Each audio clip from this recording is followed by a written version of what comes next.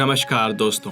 पहले के समय में ऐसी कई घटनाएं सुनने और पढ़ने को मिलती थी जिनमें मनुष्य के शरीर के अंदर देवता या किसी आत्मा के प्रवेश को लेकर जानने को मिलता था। आजकल इस प्रकार की घटनाएं बहुत आम नहीं रही, किंतु इसका अर्थ ये नहीं है कि ये समाप्त हो गया हो।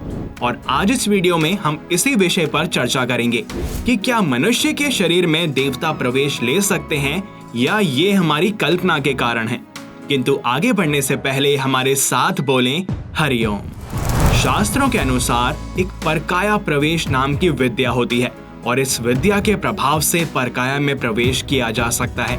किसी व्यक्ति की आत्मा का किसी अन्य व्यक्ति के शरीर में प्रवेश करना या कराना ही परकाया प्रवेश कहलाता है। इस संबंध में नाथ संप्रदाय के आदि गुरु मुनिराज मच्छंद्र नाथ के विषय में भी कहा जाता है कि उन्हें परकाया प्रवेश की सिद्धि प्राप्त थी। सूक्ष्म शरीर से वे अपनी इच्छा अनुसार गमनागमन विभिन्न शरीरों में करते थे। कुछ लोगों का मानना है कि दैवीय शक्तियां भी दूसरे के शरीर में प्रवेश हो सकती हैं। वहीं इस बात को लेकर एक दूसरा पक्ष भी देखने को मिलता है, जिससे हमें यह समझ आता है कि देवता मनुष्य शरीर में प्रवेश नहीं लेते और इसके पीछे का क्या कारण है। इसके अनुसार देवी देवताओं का हम पूजन इसलिए करते हैं क्योंकि वो हमसे उच्च हैं, यानी कि वे हमसे ऊंचे हैं, जिनका रंग रूप आकार हमसे विराट है। हमारे पास कितनी ही सामर्थ्य शक्ति क्यों ना हो, हम देवता तो नहीं हो सकते और हम उन्हें नमन करते हैं, याद करते हैं ताकि हम उनके भक्त बनकर सही जीवन जी सकें। हम कहते हैं कि हमारे सभी देवी देवता इस दुनिया के पार के हैं, क्योंकि इस दुनिया में जो कुछ है उन्हें तो हम सीधा देख सकते हैं, उसके करीब भी जा सकते हैं। अगर वह जीवित प्राणी है तो संभव है कि उससे बातचीत भी की जा सके। इसलिए हमने उन्हें ऊपर वाला कह दिया, जो हमारे साथ भौतिक रूप से तो नहीं है पर है जरूर। इस बात में कोई दो राय नहीं है कि ईश्वर है, पर अब यहाँ समझने वाली बात यह है कि ईश्वर भौतिक नहीं है। अब जिन्हें इंसान अपनी दो आंखों से नहीं देख सकता हो, उनसे बात नहीं कर सकता हो, तो वे हमारे शरीर के भीतर कैसे आ सकते हैं? क्योंकि विज्ञान के अनुसार हमारा शरीर रसायनों का समूह है जो पंचभूतों से मिलकर बना हुआ है। हम जो कुछ महसूस करते हैं, ग्रहण करते हैं, वह सब कुछ भौतिक है। इसका अर्थ है कि यदि देवी देवता हमें महसूस होते हैं तो हमने उनको भी अपनी ही तरह कोई भौतिक प्राणी बना दिया है। और अगर हमने उन्हें अपनी ही तरह का बना दिया तो फिर हमारा जीवन बेहतर कैसे होगा? हम जैसे हैं वैसे ही हमने अपने भगवान को बना लिया तो फिर हमारा कल्याण कैसे होगा? प्रभु का आशीर्वाद हमें तभी तो मिलेगा जब हम उनसे त्याग, अनुशासन और वीरता जैसे ऊंचे गुण सीखेंगे। मन जिसकी कल्पना कर सकता है वह सब इसी दुनिया का है। ये किसी भी चीज का ख्याल भी तभी कर पाता है जब वह कभी उसके बारे में सुनता है या देखता है। अतः इस तरह समझा जाए तो देवी देवताओं के हमारे भीतर प्रवेश करने के बाद भी महज कल्पना है, क्योंकि हमने बचपन से ही देवी देवताओं को तस्वीरों में देखा है, उनके बारे में तरह तरह की बातें सुनी है।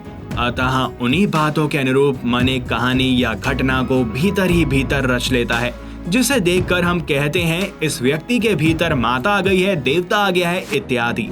उदाहरण के तौर पर अगर ये कहा जाए कि आप थॉर की कल्पना करें, पर आपको पता ही नहीं है कि थॉर दिखता कैसा है या थॉर किस चीज का प्रतीक है, उसकी पूजा क्यों करते हैं इत्यादि।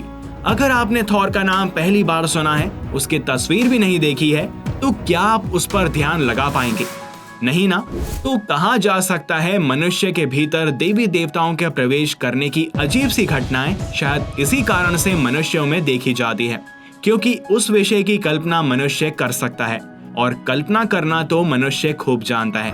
अगर आपको कोई एक तस्वीर दिखाए तो आप उस तस्वीर से ढेर सारी बातें समझ लोगे और बना लोगे। देखिए, हमारे जीवन में धर्म और देवी देवताओं का विशेष स्थान है। सभी मंदिर और देवताओं से जुड़ी कथाएं किसी ऊंची बात की ओर इशारा करती हैं। लेकिन अगर हम किसी परंपरा या देवताओं के विषय में जाने बिना उसकी पूजा अर्चना शुरू कर दें तो इससे हमें लाभ नहीं होगा। देवी देवताओं का जीवन हमें संदेश देता है कि इंसान रहकर भी हम एक महान जीवन जीने के अधिकारी हैं। श्री राम का जीवन हमें त्याग और वीरता सिखाता है, तो वहीं श्री कृष्ण का जीवन हमें अधर्मी और झूठे लोगों के विरुद्ध लड़ने का संदेश देता है। हनुमान जी हमें सिखाते हैं कि ध्येय रूप में तो हम सभी बानर ही हैं, लेकिन फिर भी हमें सत्य और सच्चाई का सेवक बनना चाहिए। इस तरह यदि हम देवताओं के प्रतीकों को समझें तो निश्चित ही हमारे भीतर देवत्व जागेगा। हम जान पाएंगे कि जिन देवताओं को हम बाहर खोजते हैं वे हमारे भीतर करुणा, प्रेम, सच्चाई के रूप में उपस्थित हैं। लेकिन जब लोगों की नियत जनता को धर्म से दूर करने की हो तो फिर कई तरह की अंधविश्वास और मान्यताओं को धर्म कह दिया जाता है और देवी देवताओं के भीतर प्रवेश करने के बाद भी इसी में शामिल है।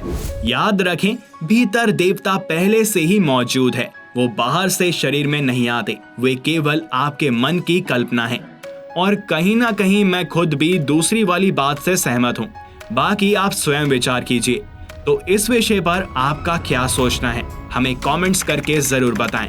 और अगर आपको यह वीडियो पसंद आई हो तो इसको लाइक करें और अधिक से अधिक शेयर करें। साथ ही चैनल को सब्सक्राइब और बेल आइकन को प्रेस करना ना भूलें। मिलते हैं आपसे अगली वीडियो में और भी रोचक विषयों के साथ। तब तक के लिए हरिओम।